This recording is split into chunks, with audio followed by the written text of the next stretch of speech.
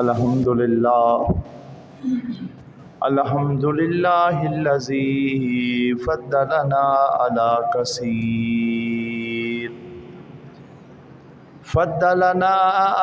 کثیر ممن خلق تفضیلا اشہد ان لا الہ الا هو شہادۃ تدخل قائلها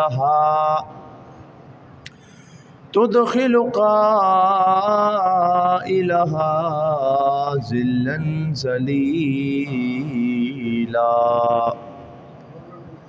اصلی و اسلم علی من بعث الی کافۃ الناس ہادیا و دلیلا اما بعد فاعوذ باللہ من الشیطان الرجیم بسم اللہ الرحمن الرحیم ام حسبتم ان تدخلوا الجنہ ولما یأتکم مثل الذین خلوا من قبل صدق اللہ مولانا العظیم وقال اللہ تبارک و تعالی فی شأن حبیبہ مخبرا وآمرا ان اللہ وملائکتہ یصلون علی النبی یا ایہا الذین آمنوا صلوا علیہ وسلموا تسلیما بآواز بلند درود پاک اللہم صلی علی سیدنا و مولانا محمد وعلی آل سیدنا و مولانا محمد وبارک وسلم وصلی علیہ الصلاۃ والسلام علیک یا سیدی یا رسول اللہ وعلی آلک و اصحابک یا سیدی یا حبیب اللہ الصلاۃ والسلام علیک یا سیدی یا نبی اللہ وعلی آلک و اصحابک یا سیدی یا رحمۃ للعالمین۔ تمام تر حمد و ثنا اور تعریف و توصیف مالک ارض و سماوات کے لیے، جو خالق کل کائنات بھی ہے اور مالک شش جہات بھی۔ اللہ جل وعلا کی حمد و ثنا کے بعد حضور نبی اکرم شفیع معظم تاجدار عرب و عجم فخر عرب و عجم شہنشاہ حسینہ ماہ خوباں جلوہ صبح ازل نور ذات لم یزل فخر آدم و بنی آدم معصوم آمینہ احمد مجتبیٰ محمد مصطفیٰ صلی اللہ علیہ وسلم کے حریم ناز میں اپنی محبتوں اور عقیدتوں کا خراج پیش کرنے کے بعد واجب الاحترام سامعین ذی وقار کروڑہا شکر ادا کریں گے اس رب کائنات کا جس نے آپ کو اور مجھے انسان تخلیق فرمایا، ہم سب کو رسول عربی صلی اللہ علیہ وسلم کے امتی ہونے کا شرف بخشا۔ کروڑہا شکر اس رب کائنات کا کہ جس نے آپ کو اور مجھے ماؤں کی گود میں اذان سننا نصیب فرمائی۔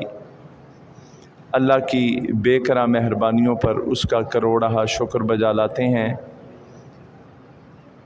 اللہ تعالیٰ کی نعمت خاص سے ماہ صیام ہم پر گزر رہا ہے اور ہر اللہ کا بندہ اس مبارک اور ببرکت مہینے سے فیض یاب ہو رہا ہے۔ یقیناً اس مبارک اور ببرکت مہینے کی پرنور ساعتیں ہر روشن و تاریک دل کو برابر اپنے فیضان سے لبریز کر رہی ہیں۔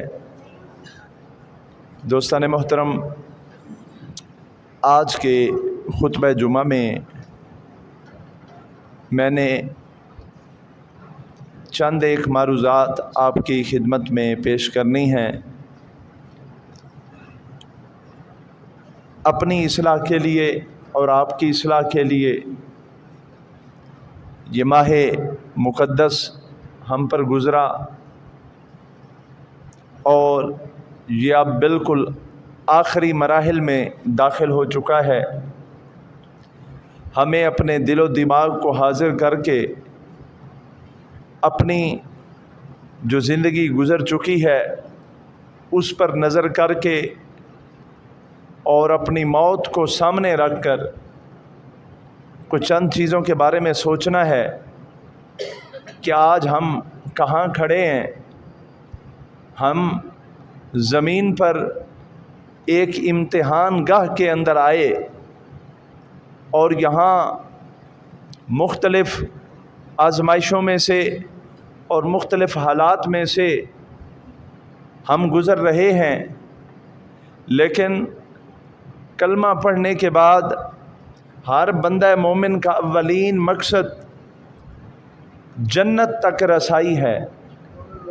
جنت تک پہنچنا ایک بندہ مومن کا حقیقی مقصد ہے، اور یوں سمجھیں کہ جس ایمان کے سفر پر ہم نکلے ہوئے ہیں ہماری منزل کا نام جنت ہے۔ ہم زندگی کے ایام گزار رہے ہیں لیکن ایک لمحے کا بھی بھروسہ نہیں ہے، شاید ہم یہاں مسجد سے گھر تک بھی پہنچ پائیں یا نہ پائیں۔ تو کیا آج ہم اپنے اعمال کو دیکھتے ہوئے کیا اس چیز کی اہلیت رکھتے ہیں کہ واقعی ہم جنت میں جانے کے قابل ہیں؟ آج میں نے اور آپ نے اسی بات کے اوپر غور کرنا ہے، اور جو میں نے آیات مبارکہ آپ کی خدمت میں پیش کی ہے یہ سورہ البقرہ کی آیت نمبر 214 ہے، جس میں یہی جنت کا سوال کہ میں جنت چلا جاؤں، میں جنت میں جانے کے قابل ہوں، میں جنت تک پہنچ جاؤں گا یا نہیں، اس چیز کا جواب دیا گیا ہے۔ اور اللہ نے کیا ہی پر اثر انداز میں انسان کے دل پر دستک دے کر اور اس کی دماغ کی بند کھڑکیوں کو کھول کر اپنا کلام اس تک پہنچایا ہے۔ چنانچہ اللہ تعالیٰ نے کلام پاک کے اندر کیا خوبصورت الفاظ اور کتنے پر رونق اور پر مدلل انداز کے اندر فرمایا، ام حسبتم ان تدخلوا الجنت، کیا تم یہ گمان کر بیٹھے ہو کہ تم جنت چلے جاؤ گے؟ اب تھوڑا قرآن کا انداز بھی ملاحظہ فرمائیں اور پھر اپنے دل و دماغ کو روشن کر کے دیکھیں کہ یہ کلام پاک، یہ روشن آیات کس خوبصورت انداز میں ہماری فکر کو اپنی جانب لے کر جا رہی ہیں، اور اللہ کیسے مخاطب ہے انسانوں سے اور خصوصاً مومنوں سے۔ ام حسبتم، کیا تم یہ گمان کر کے بیٹھ گئے ہو کہ جنت کوئی بہت آسان سی چیز ہے، بس ایسے ہی تم نے کلمہ پڑھ لیا تو اور اب تم یہاں سے جاؤ گے تو فرشتے تمہارے انتظار میں کھڑے ہوں گے اور تمہیں کہیں گے آ جاؤ بھائی، ہم تمہارے انتظار کر رہے تھے، تمہارے بغیر تو جنت سجنی نہیں ہے۔ کیا تم یہی گمان کر کے بیٹھے ہو؟ ام حسبتم ان تدخلوا الجنت، کیا تم نے یہ گمان کر لیا کہ تم جنت میں داخل ہو جاؤ گے؟ ولما یاتکم مثل الذین خلوا من قبل، حالانکہ تمہیں ابھی وہ حالات نہیں پہنچے جو تم سے پہلے والے لوگوں کو پہنچے ہیں، جو تم سے پہلے اہل ایمان گزر چکے ہیں انہیں جن حالات سے گزرنا پڑا ہے، انہوں نے دین کی خاطر جن حالات کو قبول کیا ہے، انہوں نے اس جنت کو پانے کے لیے جن مشکلات کو دیکھا اور جن سے گزرے، ابھی تم ان حالات تک نہیں پہنچے ہو، تمہیں تو قریب کا واسطہ بھی نہیں ہے ان حالات سے، تو تم ایسے ہی اپنے گمان کے اندر जन्नत के हकदार बनकर बैठ गए हो। आगे क्या फरमाया, मस्सतहुमुल बासा वद्दर्रा, उनको मुसीबतें और अजियतें पहुंची, वज़ुलज़लू, और वो शदीद तौर पर हिलाए गए, हत्ता यक़ूल रसूल वल्लज़ीना माऊ, यहाँ तक कि जब उन्हें अजियतें मुसीबतें उन पर पहुंची और वो शदीद तौर पर आजमाइशों के अंदर झंझोड़े गए, तो इतनी सख्त मुश्किलात उन अहले ईमान पर आईं कि उनके दौर का नबी और वो अहले ईमान पुकार उठे, मता नसरुल्लाह, अल्लाह की मदद कहाँ है।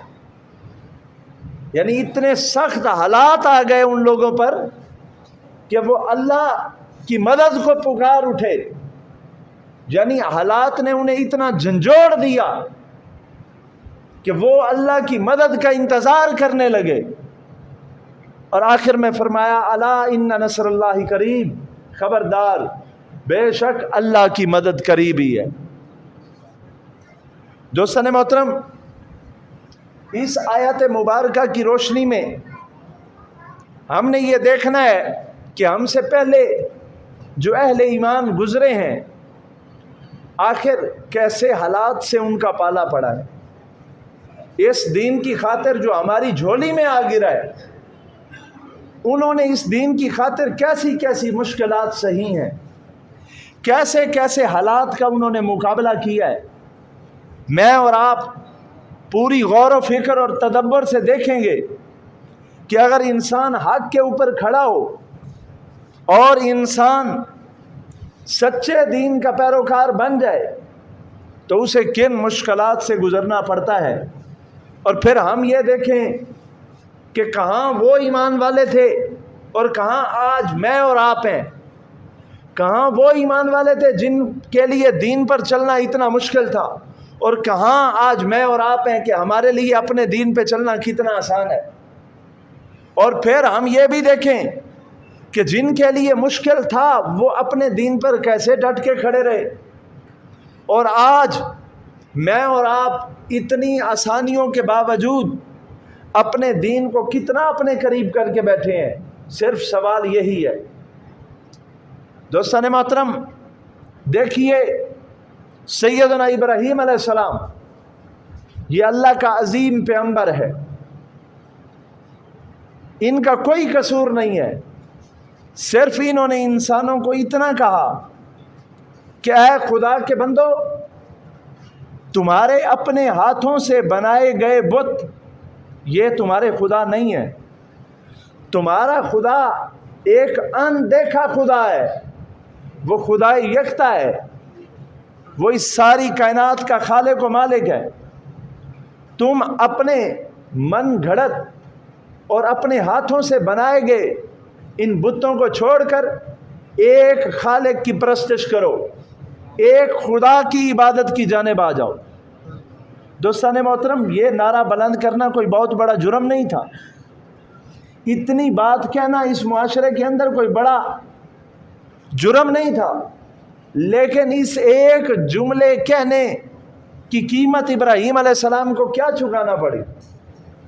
आप और मैं तसव्वुर के अंदर लाएं, जब हज़रत सैयदना इब्राहीम अलैहिस्सलाम को निमरूद के दरबार में पेश किया गया, लेकिन निमरूद और उसके हवारियों ने यह देखा कि इब्राहीम अपने दीन पर डटा हुआ है और ये दीन हक से पीछे हटने के लिए तैयार नहीं है, तो उन्होंने ये फैसला कर लिया कि इस शख्स को आग के अंदर झोंक दिया जाए।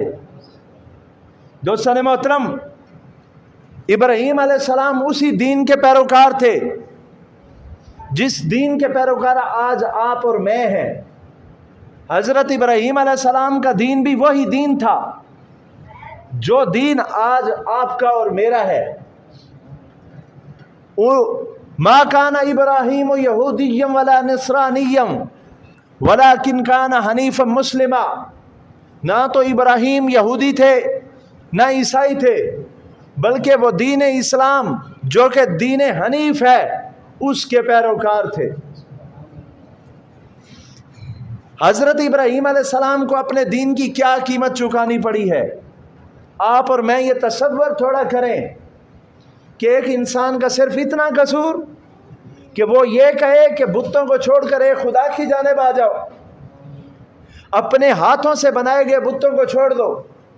تو ابراہیم علیہ السلام کو جلانے کے لیے روایات کے مطابق 40 دن تک آگ جلائی گئی۔ ملک شام کے سارے باشندے لکڑیاں اکٹھیاں کر رہے ہیں۔ کیا کرنا ہے؟ ایک ایسے انسان کو جلانا ہے جو کہتا ہے اللہ ایک ہے۔ لکڑیاں اکٹھی ہوتی ہیں، آگ جلائی جاتی ہے، اتنی دور دور تک آگ پھیلی ہوئی ہے کہ کتنی بلندیوں پر کوئی پرندہ بھی اوپر سے نہیں گزر سکتا، اس قدر تپش ہے آگ کے اندر۔ اور پھر کیا ہوتا ہے؟ جو ابراہیم علیہ السلام کو آگ کے اندر ڈالنے والے ہیں وہ بھی یہ فیصلہ کرتے ہیں کہ جتنی آگ ہے ابراہیم کو قریب سے اس آگ میں نہیں پھینکا جا سکتا، ایک منجنیق بنائی جائے، ایک غلیل نما، دور سے ابراہیم کو اس کے اندر باندھ کر، اور جس طرح غلیل کے اندر سے ایک پتھر کو پھینکا جاتا ہے دور، اس طرح اس شخص کو آگ میں پھینک دو۔ لیکن قربان جائیں ابراہیم علیہ السلام پر، ابراہیم علیہ السلام کے بارے میں یہ فیصلہ کیا جا رہا ہے، لیکن اللہ کا دین یہ اجازت بھی دیتا ہے کہ اگر تم کفر کے ہاتھوں مجبور ہو جاؤ اور تم اپنی زندگی بچانا چاہو تو تم اپنی زندگی بچا سکتے ہو، اور تمہارے دل کے اندر دین قائم ہو اور ظاہری طور پر ان سے جان چھڑانے کے لیے اپنے دین سے پیچھے ہٹ جاؤ۔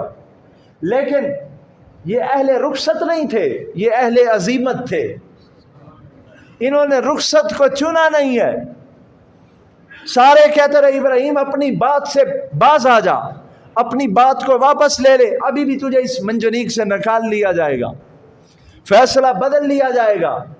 لیکن ابراہیم علیہ السلام اپنے دین کے اوپر پختہ طریقے سے کھڑے ہیں اور پیچھے ہٹنے کا نام نہیں لیا جا رہا۔ اور پھر دیکھو دیکھی کیا ہوا کہ منجنیق کے اندر حضرت سیدنا ابراہیم علیہ السلام کو باندھ دیا گیا اور دور سے کھینچا گیا۔ جب کھینچنے لگے ابراہیم علیہ السلام کو آگ میں ڈالنے لگے، اب کیا منظر ہوگا؟ یہ وہ منظر تھا کہ جب روئے زمین کے انسان کانپیں یا نہ کانپیں، آسمانی مخلوقات جو زمین کی طرف اس منظر کو دیکھ رہی تھیں، وہ فرشتوں کی جماعت جنت کے اندر بلک بلک کر رونے لگی اور اللہ سے عرض گزار ہونے لگی، اے پروردگار آخر تیرے اس بندے کا کیا قصور ہے؟ آخر تیرے اس عظیم شخص نے کسی کا کیا بگاڑا ہے؟ اے پروردگار اپنے اس بندے کی مدد فرما، ہمیں اجازت دے ہم اس کی مدد کے لیے جائیں۔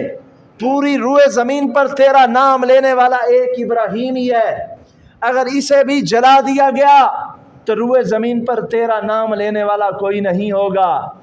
اب کیا منظر ہوگا جب ابراہیم علیہ السلام کو اس منجنیق کے اندر باندھا گیا اور پھر فرشتے زمین پہ اترے، فرشتے ابراہیم علیہ السلام کے سامنے آئے، جبریل کہنے لگے اے ابراہیم علیہ السلام اللہ کی جانب سے آیا ہوں، مہربانی کیجئے مجھے اجازت دیجئے، میں آپ کی مدد کے لیے آیا ہوں، آپ مجھے اجازت دیں، اگر آپ کہیں تو میں آپ کو اس منجنیق سے نکال لوں اور ان سب کو اٹھا کر اسی آگ میں ڈال دوں جو آپ کو آگ میں ڈالنا چاہتے ہیں، آپ مجھے اجازت مرحمت فرمائیں۔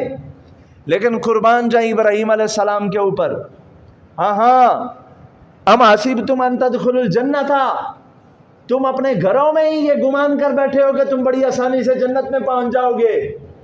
دیکھو دیکھو جنت کے وارثوں کا کتنا صبر ہے، جنت کے جو وارث بنتے ہیں انہیں کیسے امتحانات میں سے گزرنا پڑتا ہے۔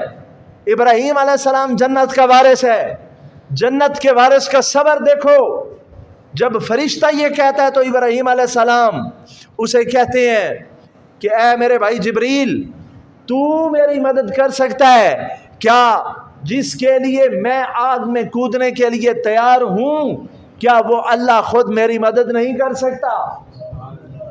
اگر اللہ میری مدد کرنا چاہے تو خود کر دے گا، لیکن اگر اللہ یہ چاہتا ہے کہ میں اس کے نام کے لیے اس آگ میں جلا دیا جاؤں تو مجھے زندگی کی کوئی پرواہ نہیں ہے، مجھے اللہ کی مرضی کے سامنے تمہاری مدد کی ضرورت نہیں ہے، میں صرف اللہ کو راضی کرنا چاہتا ہوں۔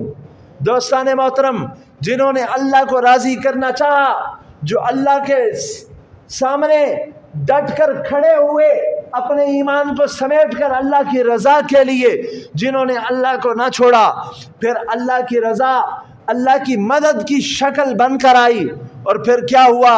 ابراہیم علیہ السلام کو منجنیق کے ذریعے جب پھینکا گیا، ادھر سے آگ میں پھینکا گیا، ادھر سے وہ جو کائنات کا مالک ہے، جو کائنات کا خالق ہے، جو کن فیکون کا مالک ہے، جو کائنات کے ذرے ذرے کو اپنے قبضہ قدرت میں رکھنے والا ہے، جس کے حکم کے بغیر کائنات کا پتہ ہل نہیں سکتا، جس کے حکم کے بغیر کائنات کے اندر ہوا چل نہیں سکتی، جس کے حکم کے بغیر ایک ذرہ اپنی جگہ تبدیل نہیں کر سکتا، ادھر سے ابراہیم علیہ السلام کو آگ میں پھینکا گیا، دوسری طرف سے اللہ نے حکم دیا آگ کو، قلنا یا نار کونی بردا وسلاما علی ابراہیم، اے آگ ہم تجھے حکم دیتے ہیں کہ ہمارے بندے ابراہیم پر ٹھنڈی ہو جا اور سلامتی والی بن جا۔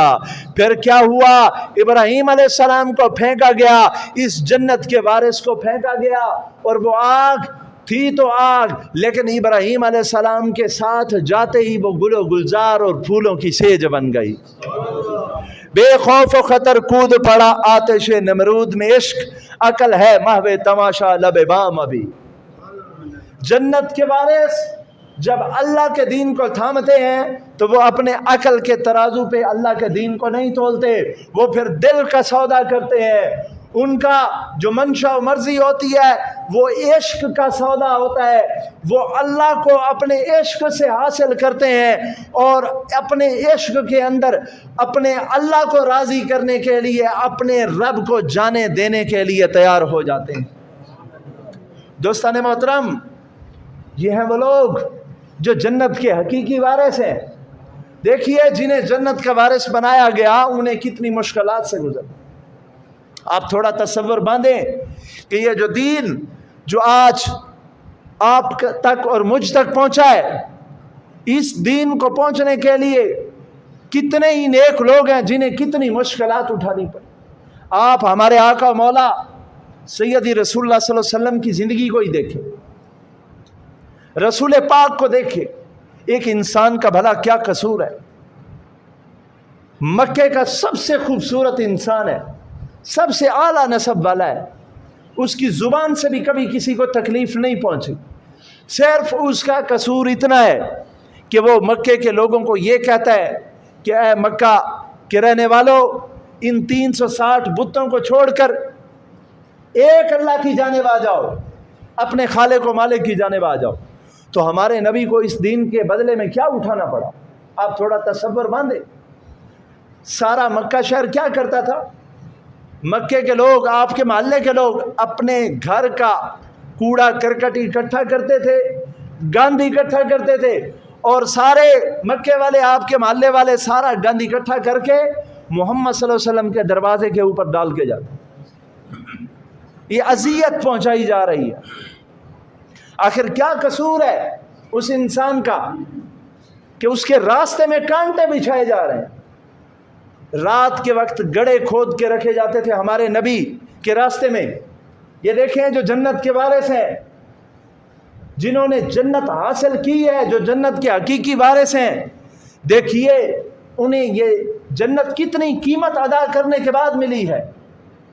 دوستان محترم، آپ تھوڑا تصور باندھیں کہ رات کے وقت گڑھے کھودے گئے رسول پاک کے گھر کے دروازے کے قریب، اور کانٹے بچھائے گئے کہ محمد صلی اللہ علیہ وسلم رات کو آئیں تو اندھیرے کے اندر ان گڑھوں میں جا گریں۔ مکے کے بڑے بڑے سردار کانٹے چن کے آتے تھے، اور مکے کے سرداروں کی بیویاں کانٹے اٹھا کے آتی تھی اور محمد صلی اللہ علیہ وسلم کے قدموں میں ڈالنا. یہ تکلیف پہنچائی جا رہی ہے. ایک انسان کا، ایک کائنات کے سب سے عظیم انسان کے ساتھ کیا سلوک کیا جا رہا ہے؟ کیا سلوک کیا جا رہا ہے رسول پاک کے ساتھ؟ رسول پاک کے ساتھ یہ کیا جا رہا ہے کہ آپ مسجد حرام کے اندر مکہ میں نماز پڑھ رہے ہیں، نماز پڑھ رہے ہیں، رکوع کے اندر گئے، رکوع کی حالت میں ہے کہ کافروں نے کیا کیا؟ ایک ناپاک جانور کی گندی اوجڑی اٹھا کر، غلیظ اوجڑی نبی پاک صلی اللہ علیہ وسلم کے اوپر ڈال دی. یہ دیکھیے جو حق کے راستے پہ چلتے ہیں انہیں کتنا ستایا. آج میرے لیے اور آپ کے لیے تو دین پہ چلنا کتنا آسان ہے. آپ تھوڑا تصور باندھیے، مکہ کے اندر جب رسول پاک مسجد حرام میں نماز میں کھڑے تھے، نماز کے اندر چادر نیچے پڑی تھی، تو رسول پاک صلی اللہ علیہ وسلم کی چادر کو قریشیوں نے اٹھایا اور حضور نماز میں تھے جب نبی پاک کے گلے کے اندر چادر کو ڈال دی. چادر ڈال کے یوں نبی پاک کو نماز کی حالت میں یوں گھسیٹا. حضور کو مسجد حرام میں گھسیٹا گیا، یہ آپ کی گردن مبارک ساری زخمی ہو گئی اور گردن سے سارا خون نکلنا شروع ہو گیا. چادر سے گھسیٹا گیا. رسول پاک صلی اللہ علیہ وسلم کی صاحبزادی حضرت زینب جب پتہ چلا آئیں، وہ اپنے والد محترم رسول پاک صلی اللہ علیہ وسلم کی گردن سے خون بھی صاف کر رہی تھی اور ساتھ رو بھی رہی. تو رسول پاک صاحب اللہ علیہ وسلم نے اپنی صاحبزادی کو خاموش کرواتے ہوئے کہا، میری بیٹی تو مت رو، یہ لوگ تمہارے والد اور اس کے مشن کو جانتے نہیں. یہ کس طرح سے اذیت اللہ کے حبیب کو پہنچائی جا رہی. دوستان محترم، کیا آپ نے اور میں نے دین کی خاطر یہ اذیتیں اٹھائی ہیں؟ کیا یہ ہمیں مشکلات اٹھانی پڑی ہیں؟ بھلا کیا قصور ہے ایک انسان کا؟ رسول پاک صاحب اللہ علیہ وسلم کی زبان سے تو کسی کافر کو بھی تکلیف نہ پہنچے. جو اتنا نرم دل کا مالک، اتنے نرم دل والا انسان، اتنے نرم دل والا انسان کہ اس کے سامنے سے یہودی کا جنازہ بھی گزرے تو وہ کھڑا ہو جاتا اور آنکھیں تر ہو جاتی ہیں. صحابہ فرماتے ہیں یا رسول اللہ یہودی کا جنازہ تھا، آپ کھڑے ہو گئے. صحابہ فرماتے ہیں ہم نے حضور کی آنکھوں کو تر دیکھا، حضور کی آنکھیں تر تھیں اور آپ نے فرمایا لیست بنفس، یہودی ہوا تو کیا ہوا، کیا وہ انسان نہیں؟ اتنے نرم دل رکھنے والے انسان کو اللہ کے راستے میں کتنی تکلیف دی جا رہی. اور رسول پاک صاحب الاولاق صلی اللہ علیہ وسلم کے ساتھ جب احد کے میدان میں جب رسول پاک صاحب اللہ علیہ وسلم کا چہرہ مبارک زخمی ہوا، دان مبارک بھی شہید ہو گیا، اس وقت رسول پاک صلی اللہ علیہ وسلم کے اوپر بڑا سخت دن تھا، بڑی تکلیف میں تھے حضور. صحابہ نے جب احد کے میدان میں حضور کو دیکھا تو صحابہ کہنے لگے یا رسول اللہ اس سے زیادہ سخت دن تو آپ کو ساری زندگی کبھی نہیں آیا ہوگا. جو آپ کو احد کے اندر تکلیف اٹھانی پڑی ہے، اس سے زیادہ مشکل دن تو آپ کو کبھی زندگی میں نہیں آیا ہوگا. صحابہ فرماتے ہیں حضور نے ہمیں کہا کیا میرے غلاموں، یہ احد کا دن بلا شبہ ایک سخت دن ہے، لیکن مجھے طائف کی وادی نہیں بولتی. طائف کی تکلیفیں مجھے احد کے دن سے بھی زیادہ سخت محسوس ہوتی ہیں. وادی طائف میں ہمارے نبی کس لیے گئے؟ صرف یہی کہنے کہ خدا کے بندو اپنے بنانے والے کی پرستش کرو، اپنے حقیقی خدا کو پہچانو. اپنے ہاتھوں سے مٹی کے بت بنا کے انہیں خدا بنا کے بیٹھو، اپنے ہوش سے کام لو، اصل خدا کی جانب آ جاؤ. صرف اتنا قصور تھا. کیا کیا گیا وادی طائف کے اندر ہمارے آقا و مولا رسول عربی کے ساتھ؟ کس قدر تکلیفیں اٹھانی پڑی کہ پتھر مارے گئے رسول پاک. اور رسول پاک کے منہ بولے بیٹے حضرت زید رسول پاک کے ساتھ تھے. حضرت زید فرماتے ہیں اتنا مارا رسول پاک صلی اللہ علیہ وسلم کو وادی طائف کے اندر طائف والوں نے کہ پتھر مارتے اور حضور کی ٹانگوں مبارک کے اوپر ڈنڈے مارتے. حضور ایک ٹانگ مبارک تکلیف کی وجہ سے اوپر اٹھاتے تو وہ دوسری ٹانگ پہ، ایک نبی کے اندر 100 مردوں جتنی طاقت ہوتی ہے ظاہری طور پہ، لیکن اس دن کیا ہوا نبی پاک کے ساتھ؟ زید فرماتے ہیں میں نے نبی پاک کو دیکھا، سر کے بالوں سے لے کر پاؤں کے ناخنوں تک رسول پاک کے سارے جسم پر بال برابر بھی ایسی جگہ نہ تھی جہاں پر مجھے رسول پاک کی جلد نظر آتی، سارا خون تھا، خون میں لت پت تھے، اور 100 مردوں جتنی طاقت رکھنے والا نبی اسے وادی طیف کے اندر اتنا ستایا گیا کہ حضور بے ہوش ہو گئے، اور حضرت زید نے یوں اپنے دونوں بازوؤں کے اندر حضور کو اٹھایا ہوا اور اٹھا کے بھاگ گئے پیچھے سے، وہ عباش پتھر مار رہے تھے، حضرت زید نبی پاک کو بے ہوشی کی عالم میں یوں اٹھا کے چلے۔ آگے دشمن کا باغ تھا، مکے کے ایک رئیس کا طائف کے اندر باغ تھا، وہ حضور کا دشمن تھا، پہلے بھی دشمن رہا، بعد میں بھی دشمن ہی رہا، لیکن اس دن جب اس نے نبی پاک صلی اللہ علیہ وسلم کو لو لعان دیکھا تو اس کی بھی چیخیں نکل، وہ بھی کہنے لگا یہ ظالموں نے محمد کے ساتھ کیا کیا۔ دوستان محترم، اتنا ہمارے آقا و مولا رسول عربی کو دین حق کے لیے ستایا گیا، آج ہم یہ سمجھتے ہیں کہ ہمارے لیے جنت بڑی آسان ہے۔ اللہ نے یہی فرمایا نا، اما حسبتم ان تدخلوا الجنت، کیا یہی گمان کر کے بیٹھے ہو کہ تم جنت میں بڑی آسانی سے داخل ہو جاؤ گے؟ حالانکہ تمہیں وہ حالات نہیں پہنچے جو تم سے پہلے والے لوگوں کو، انہیں مصیبتیں اذیتیں پہنچیں اور وہ اللہ کے راستے میں شدید آزمائشوں سے ہلا کے رکھ دیے۔ کتنا رسول پاک صاحب صلی اللہ علیہ وسلم کو اس دین کے راستے میں مشکلات دیکھنی پڑی۔ رسول پاک نے یہ حق کا نعرہ بلند کیا تھا، کیا قصور تھا نبی پاک؟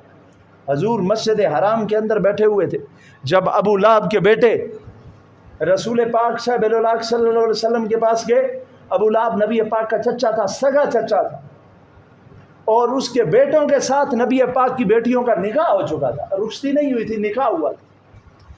نبی پاک نے جب نبوت کا اعلان کیا، وہ ظالم گئے، نبی پاک صلی اللہ علیہ وسلم مسجد حرام کے اندر تھے، جب نبی پاک صلی اللہ علیہ وسلم، ابو لہب کے بیٹوں نے نبی پاک صلی اللہ علیہ وسلم کو گربان سے پکڑ کے یوں دھکا دے کے گرایا اور کہا ہے محمد تو نے نبی نیا دین ایجاد کیا ہے، جا تیری بیٹیوں کو ہم نے طلاق دی۔ ایک باپ کے لیے یہ لفظ سننا کتنا مشکل ہوتا ہے، لیکن یہ دین حق کے مسافر کو سننا پڑا، یہ سب کچھ برداشت کرنا پڑا۔ کتنی تکالیف اہل اسلام نے اٹھائیں، دین پر چلنے والوں نے اٹھائیں۔ آپ اپنے نبی کی زندگی کو دیکھیے، لمحہ لمحہ تکالیف سے بھرا پڑا ہے۔ یہ جنت کو اتنی آسان نہیں تھی، یہ جنت جتنی ہم آسان سمجھ کے بیٹھے ہیں، کیا ہم اپنی مرضی سے زندگیوں کو بسر کرتے رہیں، ہمارا اٹھنا بیٹھنا اپنی مرضی کے مطابق ہو اور ہمیں جنت بھی مل جائے؟ کیا جنت کو اتنی کم قیمت شے ہے؟ تو پھر جن لوگوں کو جنت عطا کی گئی، تھوڑا ان کے حالات تو دیکھ لیں، وہ جنت کے وارث بھلا کیسے بنے ہیں؟ اب دیکھیے تو صحیح کس طرح سے نبی پاک صاحب صلی اللہ علیہ وسلم کے چچا کو شہید کیا۔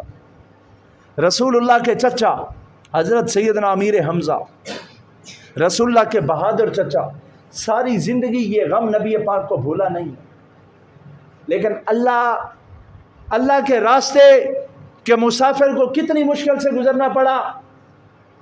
یہ سید الشہداء ہیں، تمام شہیدوں کے سردار، نبی پاک کے چچا سیدنا امیر حمزہ، نبی پاک کے ہم عمر تھے، چچا بھی تھے، ہم عمر بھی تھے، اور بچپن میں جس عورت کا دودھ حضرت امیر حمزہ نے پیا تھا، اسی کا دودھ میرے نبی نے بھی پیا، یعنی چچا اور بھتیجا دونوں نے ایک ہی ماں کا دودھ پیا، یوں رضائی بھائی بھی بنتے، چچا بھی رضائی بھائی بھی، اتنا پیارا رشتہ۔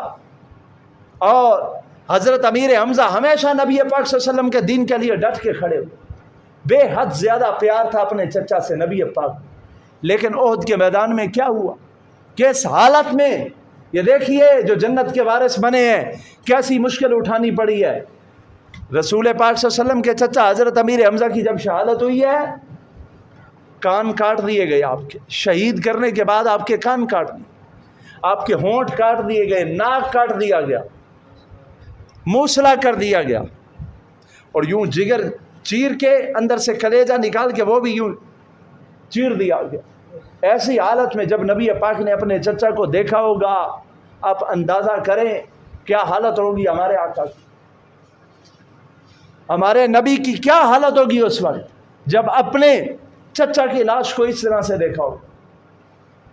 لیکن یہ حق کے راہی ہیں، یہ ہیں جنت کے حقیقی وارث، انہوں نے اپنی جانوں کو جنت کے بدلے بیچا ہے، جنت خرید کر اپنی جانیں اللہ کو دی ہیں۔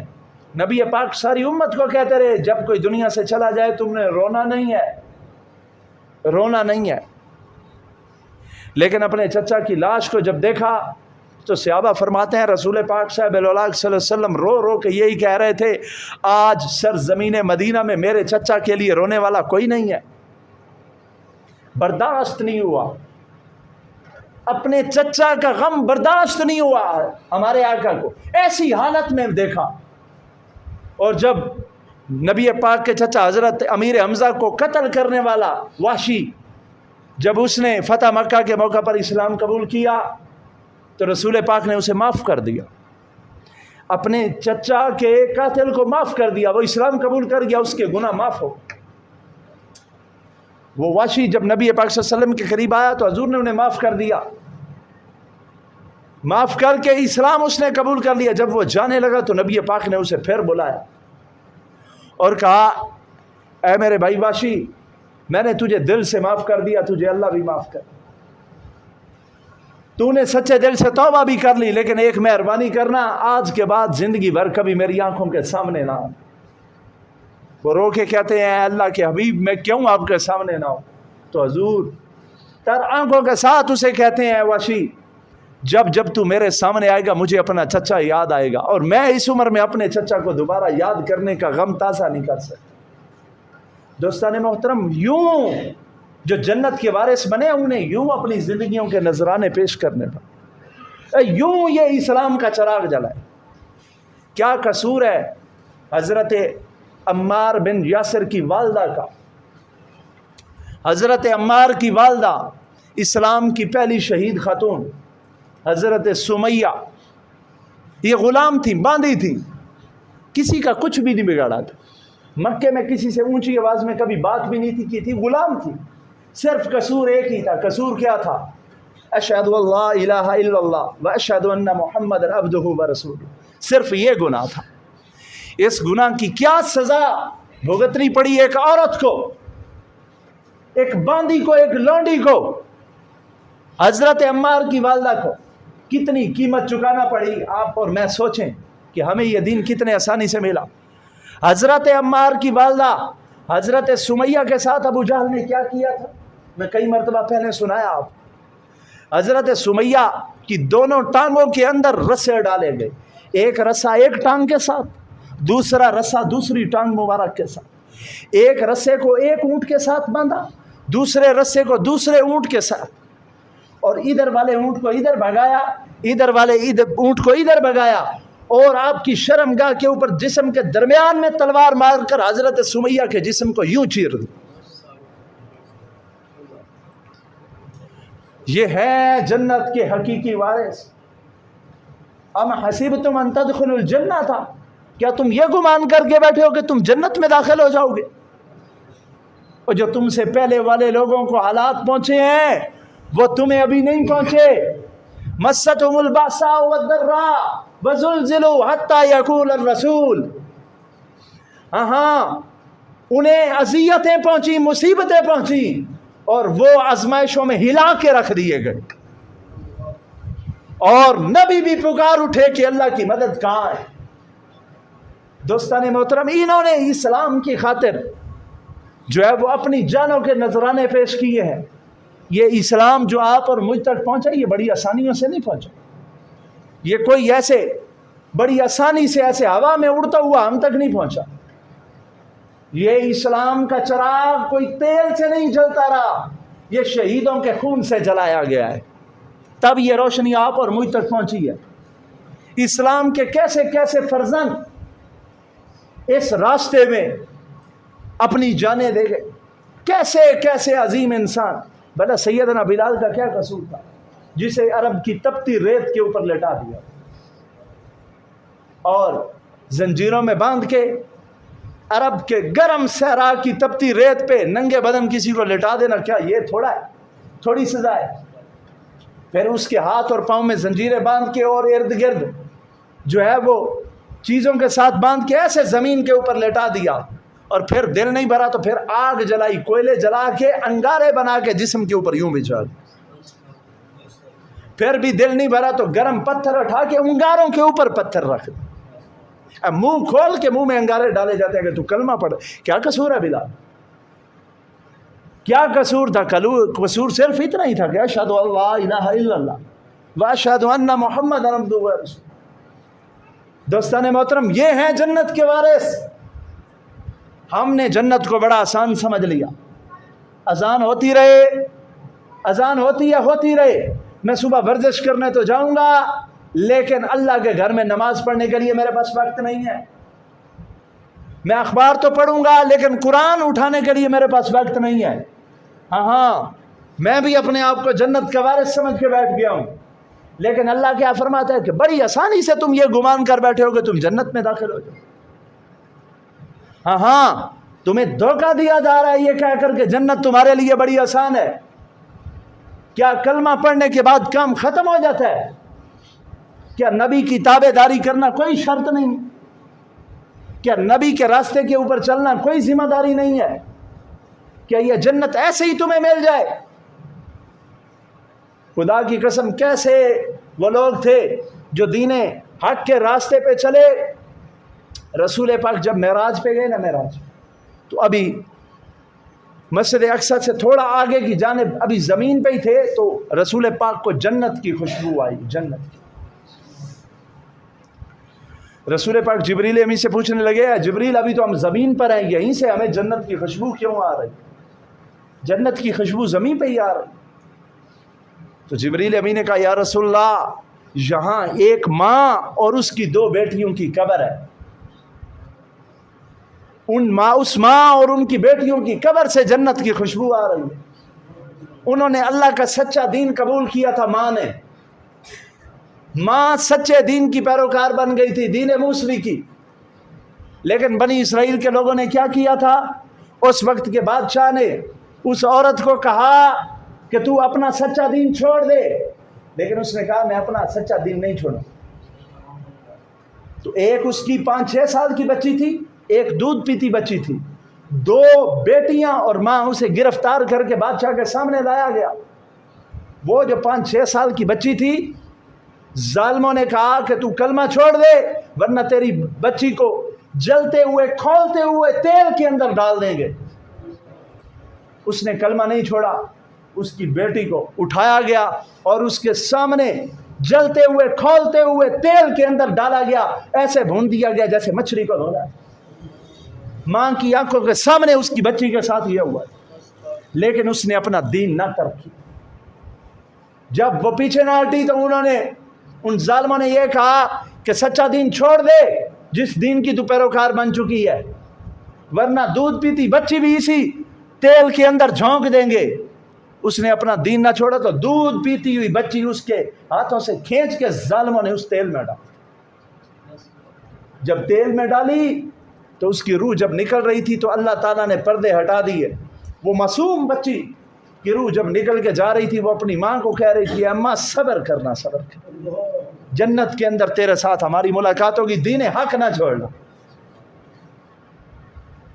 تو ماں کو بھی جب جھونکنے لگے تو اس ماں نے کہا، بچیوں کی ماں نے، کہ ظالمو تم نے میری آنکھوں کے سامنے میری بچیوں کو اس تیل کے اندر جھونک دیا، مجھے بھی جھونکنے کے لیے تیار ہو۔ میں تم سے صرف اور کچھ نہیں کہنا چاہتی، صرف اتنا کہتی ہوں ہماری ہڈیاں تمہارے پاس ہوں گی، میری بچیوں کی ہڈیوں کے ساتھ ہی مجھے دفن کر، ہماری ہڈیاں ایک ہی قبر میں دفن کر۔ انہوں نے جھونک کے کسی نے ہڈیاں ایک ہی جگہ پہ ان دونوں بچیوں کی بھی اور ان کی ماں کی بھی ہڈیاں ایک ہی جگہ پہ دفن کر دی۔ تو حضرت جبریل کہنے لگے یا رسول اللہ، یہاں ان ماں اور ان کی بچیوں کی قبر ہے، ان کی قبر سے جنت کی خوشبو آ رہی ہے، انہوں نے اپنا دین نہیں چھوڑا۔ دوستان محترم، یہ ہے دین کی قیمت۔ دین کی قیمت یوں چکانی پڑتی ہے. دین کو اتنا آسان نہیں ہوتا. آج صرف میں یہ آپ کو بتانا چاہتا تھا کہ ہم تک جو دین پہنچا ہے وہ کتنی مشکلات کے بعد پہنچا ہے. آئیں اس دین کو اپنے سینے سے لگا. ہمارے لیے یہ دین بڑا آسان ہے. ہمارے لیے نماز پڑھنا بڑی آسان ہے. ہمارے لیے قرآن اٹھانا بڑا آسان ہے. لیکن اگر ہم یہ اللہ اور اس کے رسول کی تابع داری کے بغیر اپنے آپ کو جنتی سمجھ کر بیٹھے ہیں تو یہ ہمارے صرف گمان ہے. یقین جانیں کوئی جنت اتنی کم قیمت شے نہیں ہے کہ انسان زمین پہ ظلم کرتا پھرے، اللہ کی حدود کو پامال کرتا پھرے، اللہ کی حدود کو توڑتا پھرے، نمازوں کا ترک کرے، زکوٰۃ کا ترک کرے، اللہ کی حدود کو پامال کرے، لوگوں کے حق حقوق کھا جائے، ظالم بن پر کر زمین پہ جیے، اور پھر یہ کہ میں نے تو کلمہ پڑھا ہوا ہے میں جنت میں داخل ہو جاؤں گا.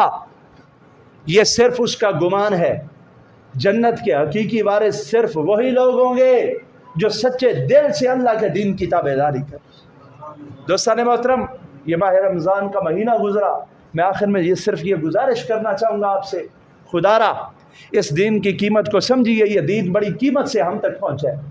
ایسا نہ ہو کہ ماہ رمضان کے اب آخری دن ہے تو کہیں ماہ رمضان گزرنے کے بعد مسجدیں ویران نہ کر دینا. یہ نہ ہو کہ مسجدیں ویران ہو جائیں، مسجد کے اندر کوئی نمازی نہ ملے. بالکل ایسا نہ کرنا. یہ نہ ہو کہ کہیں قرآن کو ہی نہ چھوڑ دینا. خدا کے لیے یہ نماز کی عادت جسے اپنایا ہے اسے اپنی زندگی کا حصہ بنا لو. نبی پاک نے فرمایا تھا کہ من ترک الصلاۃ فقد کفر. جس نے نماز کو عمدن چھوڑ دیا اس نے کفر کیا. کافر اور مسلمان کے درمیان فرق کرنے والی شے نماز ہے. دوستان محترم، اس دین کی قدر کیجیے. میری اور آپ کی زندگی کا ایک لمحے کا بھروسہ ہے. ہم یہ اگر سوچ کے بیٹھے ہیں کہ ہم نے ابھی لمبی عمر جینا ہے تو ہم نے اپنے سے چھوٹے کئی قبرستان تک چھوڑ کے آئے. اپنے سے چھوٹی عمر کے ہم کتنے ہی لوگ قبرستانوں تک چھوڑ کے آئے. کر لے توبہ، رب کی رحمت ہے بڑی، ورنہ قبر میں سزا ہوگی کڑی. اس خطبہ جمعہ کا آج کا جو میسج ہے، پیغام ہے، وہ یہی ہے کہ اللہ کے دین کے ساتھ چمٹ جائیں. جو خوبصورت عادات آپ نے ماہ رمضان کے اندر اپنائی ہیں اب انہیں زندگی کا حصہ بنا. اللہ کے گھروں کو ویران نہ کیجیے گا، نماز پڑھنا نہ چھوڑیے گا، قرآن کی تلاوت کو نہ چھوڑیے گا. ایسا نہ ہو کہ ہمارے گھروں کے اندر صبح اذانیں تو پہنچے لیکن ہم خواب غفلت کے اندر سوئے رہیں، نہ خود اٹھیں نہ بچوں کو اٹھائیں. خدا را ایسے نہ کیجیے. یہی پیغام ہے ماہ رمضان کا. اور اللہ کے دین کے ساتھ ہو جائیں. اور اگر میں اور آپ یہ چاہتے ہیں کہ اللہ اور اس کا رسول ہم پہ راضی ہو اور ہم جنت کے وارث بنیں تو آئیں اللہ کے دین کے ساتھ کھڑے ہو جائیں. تو میں اور آپ کوشش کریں گے کہ پنجگانہ باجماعت نماز کو اپنی زندگی کا شعار بنائیں، قرآن پاک کی تلاوت کو اپنی زندگی کا حصہ بنا لیں، قرآن کا ترجمہ پڑھیں، قرآن کی تفسیر پڑھیں، قرآن کی تعلیمات کو سمجھیں، اپنی زندگی کا حصہ بنائیں. اسی میں آپ کی اور میری جو ہے وہ نجات ہے. اللہ تعالی ہم سب کو اپنے حبیب کے دین کی تابعداری کرنے کی توفیق